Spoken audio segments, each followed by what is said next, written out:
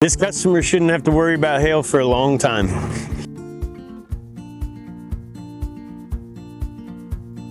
So April 28th, this neighborhood in Cresson was hit with almost tennis ball sized hail. I was actually out here that night helping homeowners by tarping their roofs. That's when I met this gentleman here. Less than a month later, we're putting a class 4 Owens Corning Duration Flex shingle. We won't have to worry about it for a long time. It's hard to overstate the damage that this hail did. I mean, even this PVC fence, you can see here just the size of it.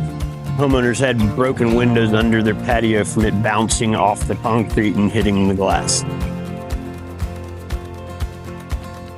So not only is this class 4 rated against hail impact, it's also an SBS modified granule, so it's designed to withstand extreme hot and cold temperatures we get in Texas, and it maintains its flexibility so it can absorb that impact.